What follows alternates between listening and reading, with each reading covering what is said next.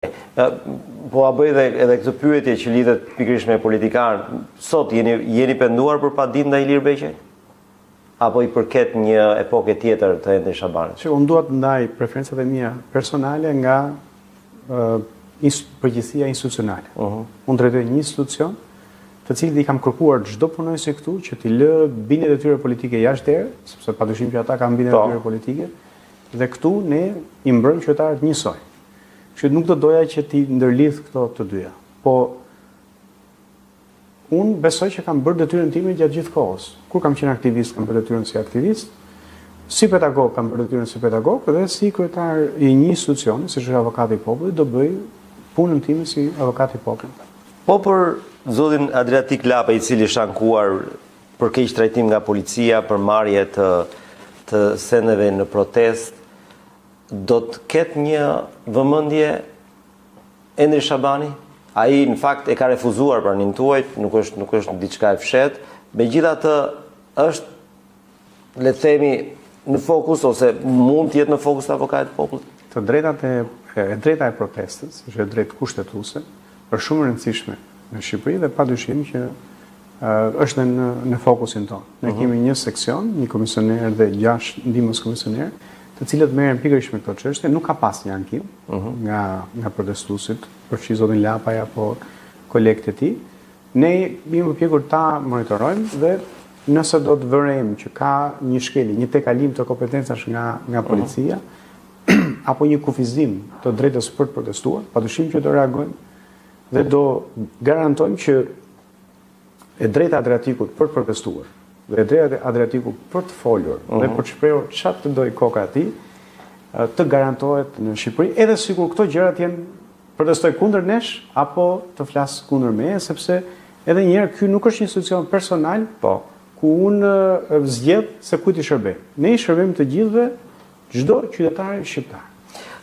Pikërisht në këtë funksion, cili është vizioni juaj, zoti Shabani, për drejtuar këtë institucion në një vend ku nuk janë prioritet të drejtat e njeriut? Le ta them, prioritet për fat keq në këtë vend është politika, është betejë e dy partive të mëdha, dhe ku të drejtat e njeriut her pas here është shkelen dhe për fat keq edhe media nuk i diskuton me le të themi me sensin e dur. Për shembull sot po diskutohet, po ajo është futur në hullit e debatit politik numri i lartë të paraburgosurve.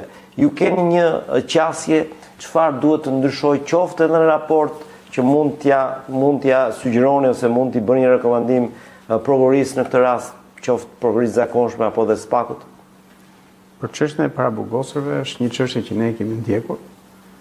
Seksioni i veçantë ka përgatitur disa rekomandime dhe ende është duke punuar në këtë drejtim. Ne kemi një problem, kisha këtu një statistikë. Shqipëri është përqindja e të paraburgosurve në raport me gjithë personat që janë në institucionet e vuajtjes dënimit. Shqipëria, jemi gati 60%. Pra vendet europiane diku 20%. Çfarë do thotë? Nga 100 të burgosur, pra 100 persona që janë në institucionet e vuajtjes dënimit, në Shqipëri 60 nuk janë dënuar ende. Pra 60 janë në burg pa marrë një vendim final. Që në vende të tjera kjo është 18, 20, 22, 23. Pra këtu kemi një problem. Pra kemi një problem ku qytetari i zakonshëm futet një në burg dhe pastaj i bëhet gjyqi, që zakonisht do të jetë kundërta. Do duhet bërë gjyqi dhe pastaj shkon në burg. Kështu që këtu ka një problem. Ne jemi duke diskutuar si mund të shtrojmë me presion që kjo gjë të zgjidhet. Po kjo nuk është vetëm një nga problemet që ne kemi. Ju thatë diçka të vërtet lidhe me drejtat e njeriut. Pra këtu shikohen drejtat e njeriut si një luks që ne mund ta bëjmë kur zgjidhim sa çështje të tjera. Drejtat e njeriut që nga cilindri i Siriusit dhe historikisht përfshi dhe iluminizmin, përfshi lëvizjet emancipuese në Perëndim, në thelb kanë raportin e qytetarit me pushtetin. Pra ti nuk mund të kesh demokraci pa drejtat e njeriut. Sepse koncepti është që ka një rreth ku askush, pavarësisht sa i pushtetshëm është, nuk ta shkel dot. Dhe këto janë të drejta që qytetari i ka, të cilat shteti ja njeh si detyrim. Kështu që ne duam të ndryshojmë kjo marrëdhënie. të balancojmë raportin e qytetarit me shtetin. Për shembull, kur një qytetar i vjen polici apo prokurori ka të gjithë forcën ka dhunë të mjaftueshme për ta marrë dhe për ta masakruar qytetarin. Por është pikërisht ligji, është pikërisht garancitë që i jepen këtij qytetari që në kushtetutë për një proces të rregullt ligjor, që balancojnë këtë raport dhe pengojnë prokurorin dhe policin për ta abuzuar. Ktu jemi ne.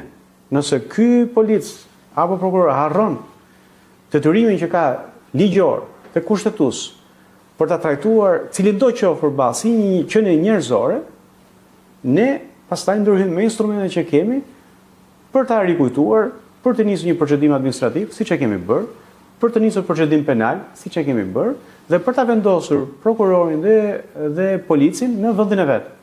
E njëjta gjë kur qytetari shkon për të marrë një certifikat